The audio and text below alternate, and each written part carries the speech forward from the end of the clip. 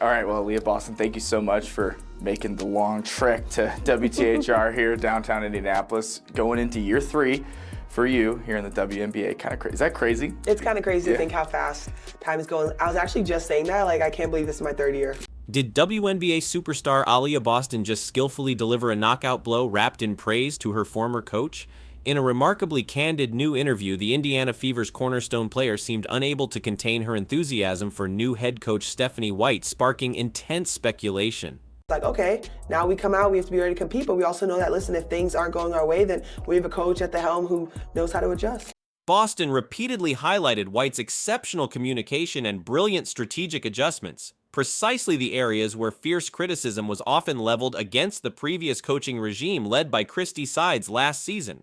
This pointed praise immediately raises significant questions about the internal dynamics of the past year. Well, how was the offseason for you? There's a lot going on with the team, a lot going on with the WNBA, women's sports in general. How was the offseason for you? Offseason was great. I was able to participate in Unrivaled, so I was super excited about that. And kind of just looking at our team in general, all the changes we made. It has been a lot. It's been super fast, but I think they've all just been super exciting moves for us, and I'm excited to. Recalling frustrating playoff encounters against White's former team, Boston detailed how White's tactical mind left the Fever scrambling.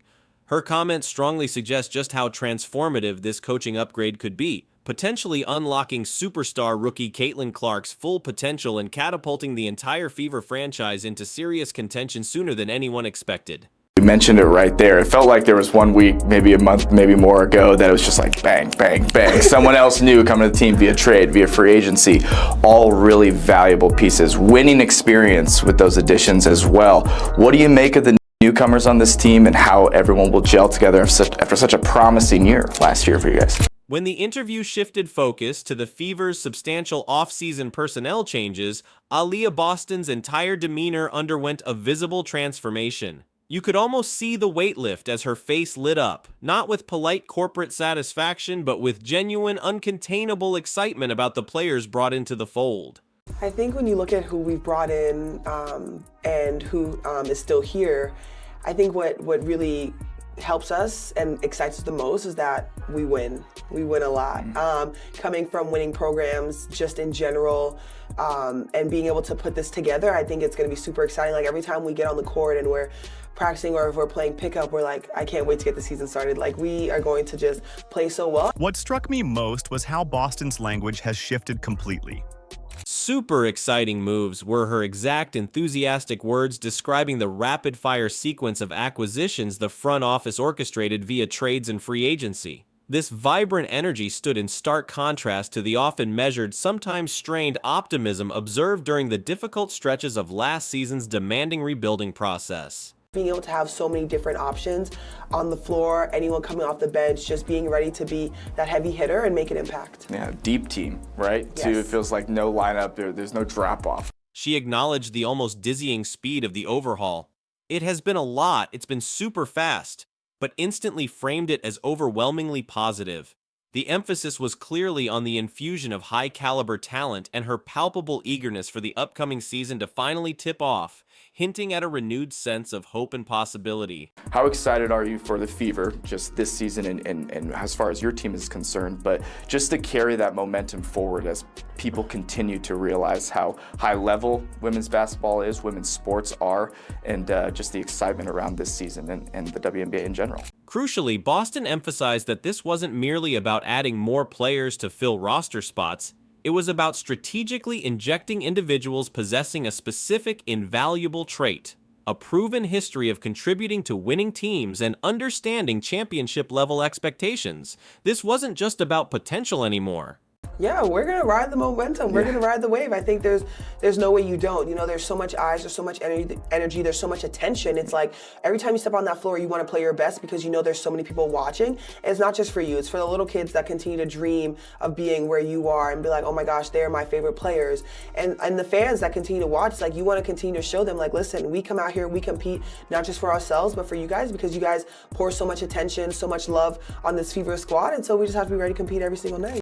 She explicitly highlighted how these experienced newcomers fundamentally alter the team dynamic. Last year, the Fever relied heavily, perhaps excessively, on the shoulders of young, developing talents like herself, Clark, Lexi Hull, and Kelsey Mitchell to navigate the nightly pressures of the WNBA. Now, veterans are joining the fray.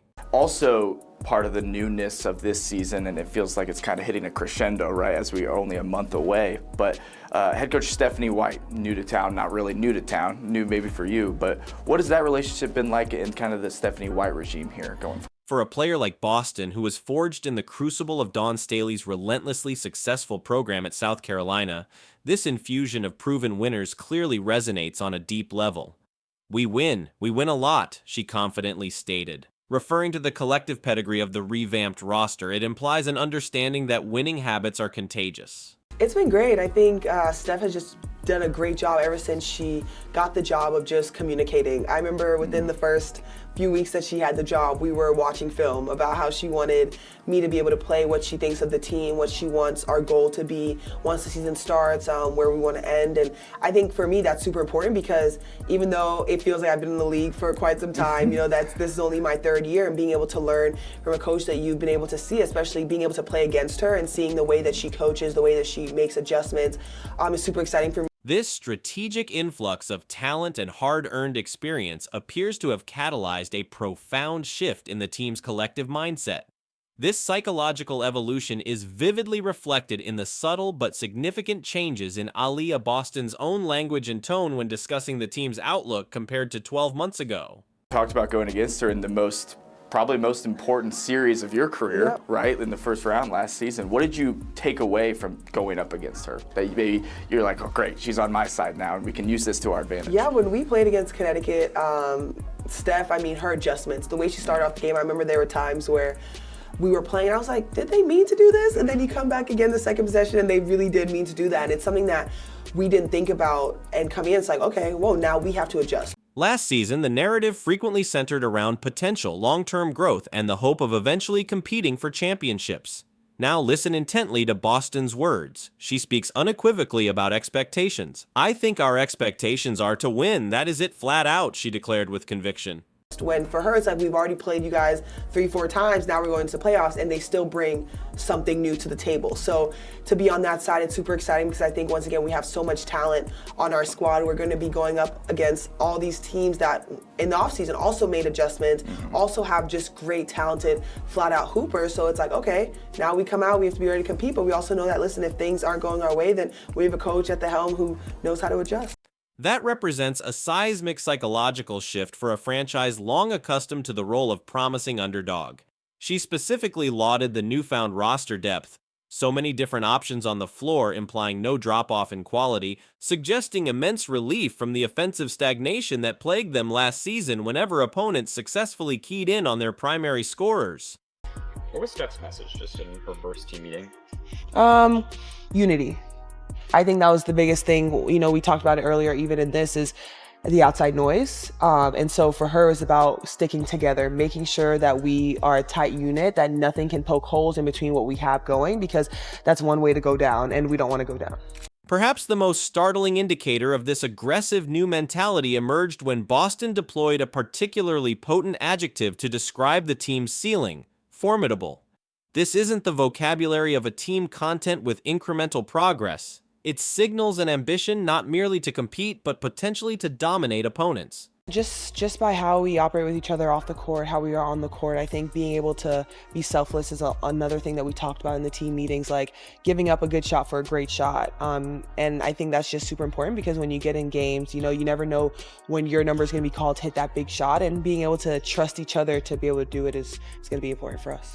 We want to win every single night, she emphasized repeatedly, reinforcing this shift away from developmental patience towards demanding immediate results. But the player acquisitions, however impactful, were only part of the transformation narrative. The coaching change seemed to unlock Boston's most revealing, subtly critical commentary. So you mentioned there's so much talent on this team, and there's so much excitement revolving around this, the new additions, the core, you, Caitlin, Kelsey, getting Kelsey back, that's obviously huge for this group. What is it, you kind of were the hunters last year. You were young, you were exciting, and really ended the season on a high note. Do you feel that transition, or is it too early to say that you're maybe the hunted at this point? Is there still a lot to prove with this group? What's the goal going in? What do you want to see, the expectations, everything like that, with all the talent that you keep mentioning? Listening to Aliyah Boston articulate her early impressions of and relationship with new head coach Stephanie White feels like observing a completely different player than the one navigating last season. "It's been great," she began enthusiastically, before delving into specifics about White's proactive and clear communication style from day one. I think our expectations to win. That is it, flat out. I think every single time we play, every time we step on the floor, people are gonna want to beat the Fever. And I know last year it didn't start off that way for us, but as you said, halfway through the season, that switch was flipped, and it was like you didn't want to see us on your schedule. And I think we're gonna take that momentum going in. Communication. Recall how frequently perceived lapses in clear instruction and sideline direction were cited as significant issues under the previous regime.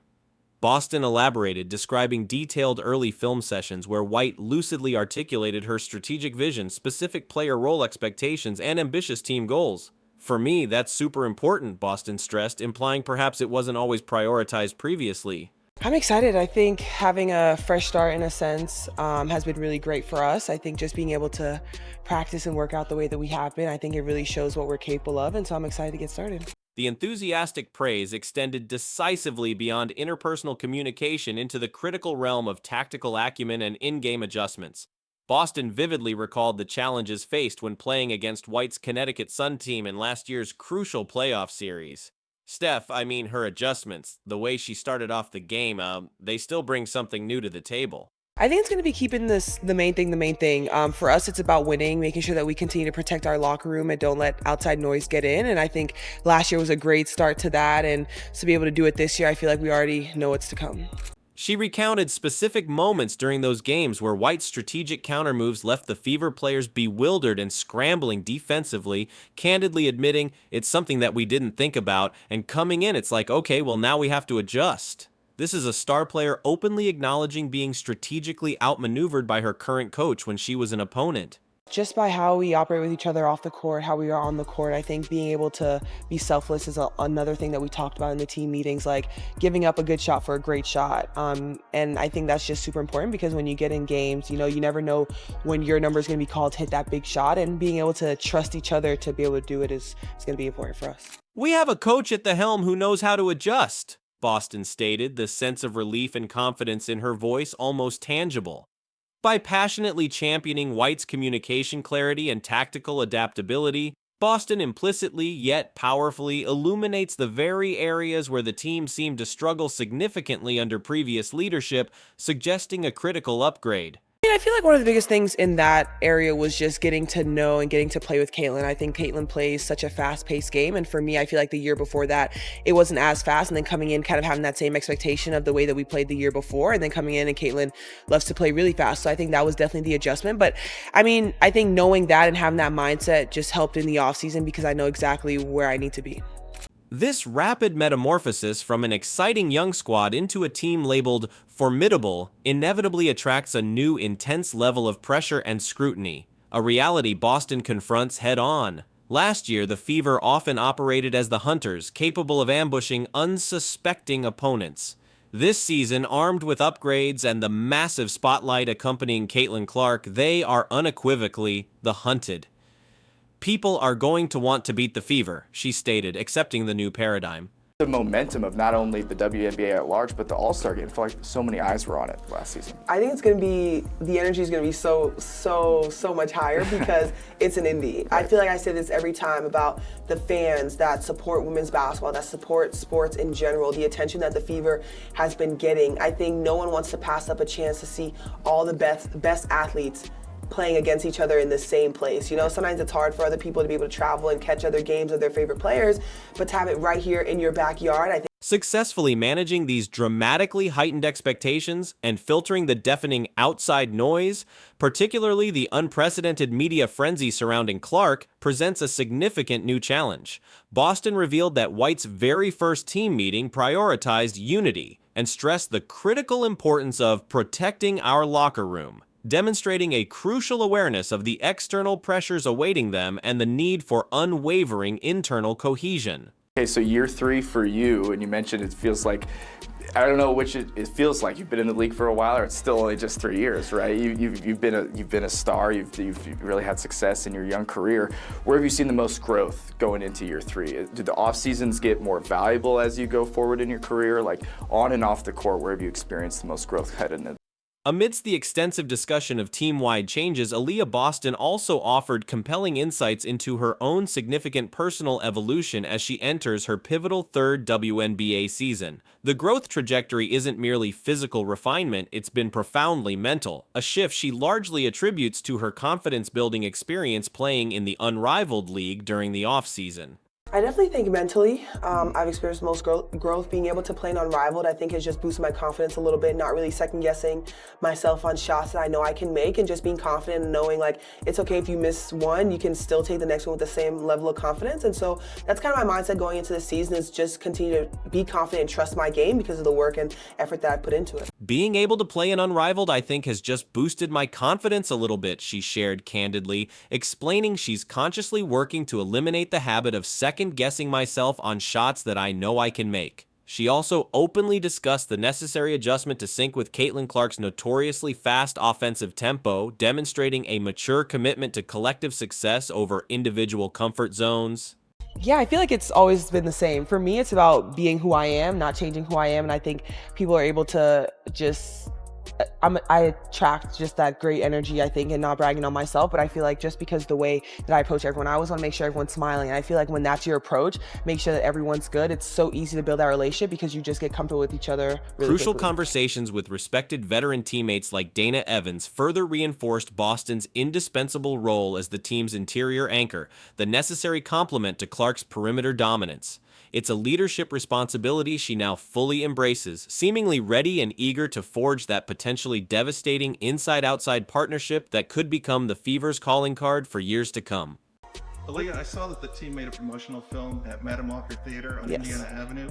What's that mean in terms of significance with the Fever aligning with that historic site? Yeah, I think it's special. Not only like you think of everyone that support the Fever, but being able to tie in that to a historic site like that, I think is super special. And it just once again shows the bond that between sports and women's sports and the whole city of Indiana is really capable of. Ultimately, what crystallizes from Aliyah Boston's revealing interview is the portrait of a franchise poised on the brink of a potentially momentous leap. The strategic infusion of proven talent, the arrival of a coach whose key strengths, as highlighted by Boston, seem to directly address prior weaknesses, and a fundamental psychological shift towards championship expectations, all signal a dramatic new chapter for the Indiana Fever. Boston herself embodies this transformation, evolving from a promising rookie into a confident, assertive leader prepared for the burdens and opportunities that lie ahead. When she asserts that opponents will face killers from every angle, the message resonates loud and clear. The era of the Fever being an easy opponent is definitively over. They believe their time to contend is now. Who doesn't want to play sold out crowds at home? And when you're away, you know, you have just a bunch of people that are wearing Fever jerseys. I think that's so important because you know that you always have a family and coming from the fans because they're always going to cheer you on.